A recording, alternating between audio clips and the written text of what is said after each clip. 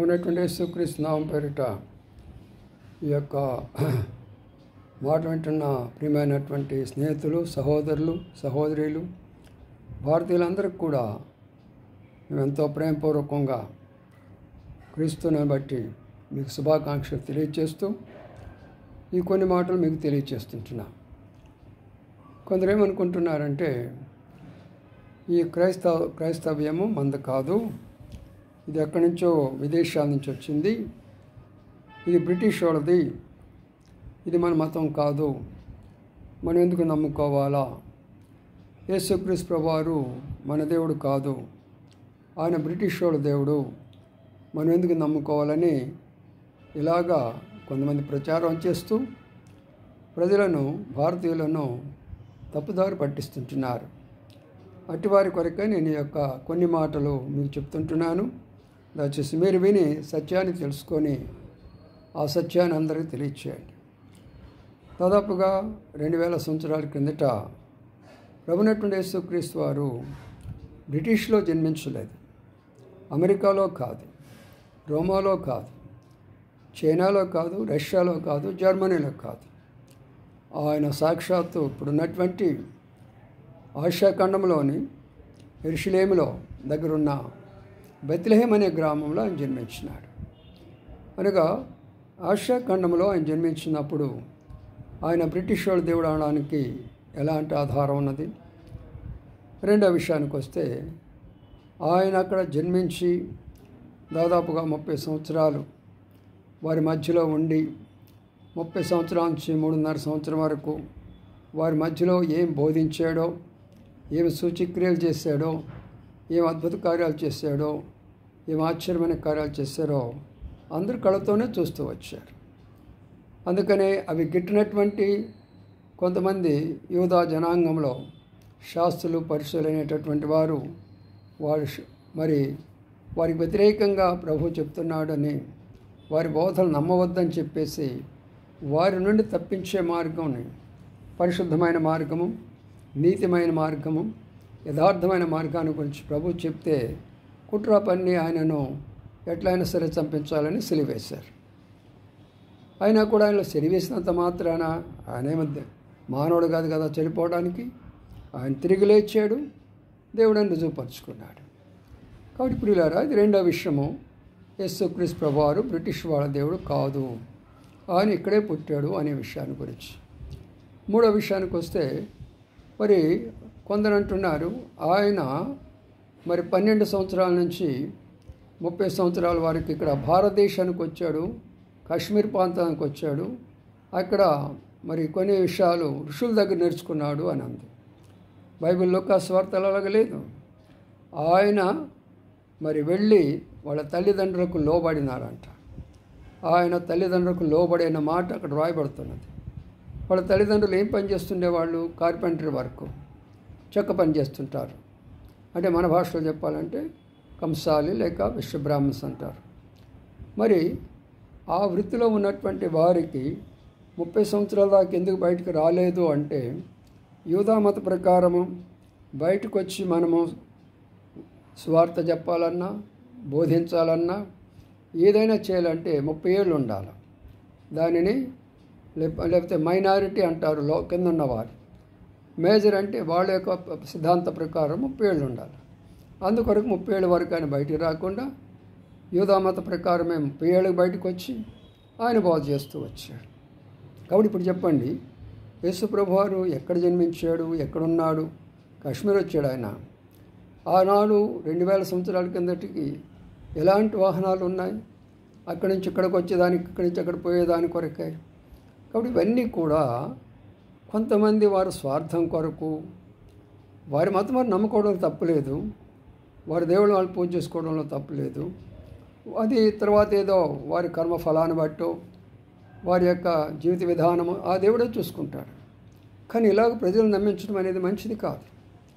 తర్వాత మూడో విషయానికి వస్తే, యేసు ప్రభు వారు బ్రిటిష్ వాళ్ళ దేవుడు అని అనడానికి యేసు ప్రభు చెప్పిన మాట ఏంటంటే, మీరు శత్రువుని ప్రేమించమని చెప్పారు. యేసు ప్రభు వారు శత్రువుని ప్రేమించమన్నప్పుడు బ్రిటిష్ వాళ్ళు ఏం చేస్తున్నారు? మరి అనేక దేశాలను జయిస్తూ వచ్చాడు. మన దేశం కూడా మనకు తెలుసు, మరి అనేక దేశాలు మన దేశాన్ని పరిపాలిస్తూ వచ్చినాయి. బబులోను, పర్షియను, గ్రీకు, మరి రోము, ఇలాంటి సందర్భాల్లో మరి బ్రిటిష్ కూడా పరిపాలించింది కదా. యేసుప్రభు ఏమన్నాడు? శత్రువును ప్రేమించండి, యుద్ధాలు చేయొద్దు అని అన్నాడు. మరి ఎట్లా యుద్ధం చేసినటువంటి వాళ్ళు బ్రిటిషులు దేవుడు యేసుప్రభు వారు ఎలాగవుతాడు? మీరు ఒకసారి ఆలోచించండి. కాబట్టి యుద్ధాలు చేయడము క్రిస్టియానిటీ ఒప్పుకోదు. తగాదలు, కొట్లాట్లు, ఈర్ష్య, ద్వేషాలు, ఇలాంటి వాటన్నిటినీ క్రైస్తత్వం ఒప్పుకోదు. అందుకనే క్రైస్తత్వంలో ఉన్నది ప్రేమ, సహనము, ఓర్పు, క్షమాపణ. ప్రభువే చెప్పాడు, నిన్ను వాళ్ళని పొరుగువాన్ని ప్రేమించమని చెప్పాడు. కాబట్టి పొరుగువాన్ని ప్రేమించినప్పుడు యుద్ధం ఎలాగ చేస్తారు?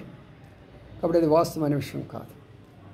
తర్వాత విషయానికి వస్తే మరి బైబిల్ ఏం చెప్తుందంటే, ప్రభు ఏం చెప్పాడంటే, ఒక స్త్రీ వివాహం చేసుకోండి, జీవితకాలం అంతా నమ్మకంగా ఉండండి, ఇద్దరు పరిశుద్ధంగా జీవించనని ప్రభు చెప్పాడు. మత్తయి సువార్త మరి 5వ అధ్యాయం. అయితే బ్రిటిష్ లేక అమెరికా, ఇతర దేశాల యొక్క పద్ధతులు ఏంటి? వాళ్ళ రాజ్యాంగ విధాలు ఏంటి? ఈరోజు పెళ్లి చేసుకోవచ్చు, రేపు ఎడాలకు వెళ్ళవచ్చు, ఇల్లు ఇంకొకరు పెళ్లి చేసుకోవచ్చు. అదంతా కూడా విచార కిందకు వస్తుంది బైబిల్ ప్రకారం. అని బ్రిటిష్ వాళ్ళ దేవుడు ఎలాగవుతారు? బ్రిటిష్ కానికి ఆయన బోధలకి బ్రిటిష్ బోధలకి ఎలాగున్నాయి? ఆయన విధానము బ్రిటిష్ విధానం ఎలాగున్నది? కాబట్టి ఈ తప్పుడు సమాచారాన్ని మీరు నమ్మొద్దు. అసలు విషయానికి వస్తే బ్రిటిష్ వాళ్ళు వచ్చి మన దగ్గర పరిపాలించారు, కానీ వాళ్ళు సువార్త చెప్పలా, లేకపోతే వాళ్ళు మరి చర్చిలు కట్టలా, లేక ప్రభుని గురించి బోధించలా. వాళ్ళు మనకు దాదాపుగా ప్రభునటువంటి యేసుక్రీస్తు యొక్క 12 మంది శిష్యుల్లో ఒక శిష్యుడైనటువంటి తోమా గారు, ఆయన అనుమానించిన తోమే, ఆయన సాక్షాత్తు కొన్ని వేల సంవత్సరాల కిందట, అనగా దాదాపు మరి 3వ శతాబ్దం, ఆ శతాబ్దంలోనే ప్రభువైన యేసుక్రీస్తు వారు చనిపోయి సమాధి చేయబడి తిరిగి లేచి పరలోకానికి వెళ్ళాడు, తిరిగి వస్తానని చెప్పాడు. చూసినటువంటి ఆయన ఇప్పుడు ఏం చేశాడంటే, మరి దక్షిణ భారతదేశానికి వచ్చి కేరళలో, మెడ్రాసులో అనేకమైనటువంటి చమత్కార్యాలు, అద్భుత కార్యాలు, ఆశ్చర్యమైన కార్యాలు చేసి అనేకులను ప్రభు వైపు తిప్పాడు. దేవుని యొక్క శక్తి రుజువుపరిచినాడు. అక్కడ మొట్టమొదటిగా బ్రాహ్మణ్స్ అనేవాళ్ళు ప్రభుని అంగీకరించినారు కేరళలో, తర్వాత తమిళనాడులో కూడా. కాబట్టి ప్రియులారా, ఆ రీతిగా ఆయన చూపించిన ప్రేమ, ఆయన ప్రార్థన ద్వారా ఎన్ని అద్భుతాలు జరిగినాయి. కాబట్టి భారతదేశంలో ఎంతోమంది ప్రభుని అంగీకరించినారు. ఈ విషయాలు మర్చిపోయి ఈయన బ్రిటిష్ దేవుడు, ఇది మంద కాదు అని చెప్పేటటువంటి వారి మాటలు నమ్మొద్దు. వారి దేశాన్ని ప్రేమించేవాళ్ళు కాదు, ప్రజలను ప్రేమించేవాళ్ళు కాదు. మనం ఏం చెప్తామంటే, మీరేది నమ్మారో అది నమ్మండి, కానీ మీరు పరిశుద్ధతగా అందులో లేకపోతే, నీతిగా యథార్థంగా జీవించలేకపోతే మీరు ప్రభువుని నమ్ముకోనండి. మీ జీవితాలు మారుతాయి, మీ కుటుంబ జీవితాలు మారుతాయి, మీరు యథార్థంగా బ్రతుకుతారు. అంతేగాని మేము మిమ్మల్ని దూషించము, మీ దేవుళ్ళు మీ గ్రంథాలు మేము దూషించము. కాబట్టి ఈ విషయాలు ఉన్నటువంటి మనము ఈ సత్యాన్ని అందరికీ తెలియచేయండి. ఆయన బ్రిటిష్ దేవుడు కాదనే విషయాన్ని అందరూ చెప్పండి. ఆయన ఏషియా ఖండంలోనే పుట్టాడని చెప్పండి. మీరు కూడా ఎవరైతే ఈ మాటలు వింటున్నారో పరిశుద్ధ గ్రంథాన్ని రోజు చదువుకోండి.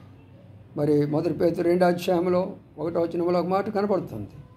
మరి శిష్యులు కొత్తగా జన్మించిన శిష్యుని పోలివారై మరి ఆ వాక్యం అనే నిర్మలమైన వాక్యాన్ని పాలను అపేక్షించుడి, ఆత్మీయులు ఎదుగుతారు. మీరు ప్రతిదినము కానీ వాక్యం చదువుకుంటూ అర్థం చేసుకుంటూ ఉంటే మీరు ఆత్మీయంగా ఉంటారు. అబద్ధాలు, దొంగతనాలు, మోసాలు, లోక సంబంధమైన చెడువాటన్నిటి కూడా దూరంగా ఉంటాడు. ప్రభు మీకు సహాయం చేయనుగాక. ఈ మాటలు అందరికీ తెలియచేయవలసిందిగా మనవి చేస్తూ యేసుక్రీస్తు నామం పేరిట మిమ్మల్ని అందరూ కూడా ఆశీర్వదించవలసిందిగా మరి ప్రార్థన చేస్తూ ముగిస్తుంటున్నాను.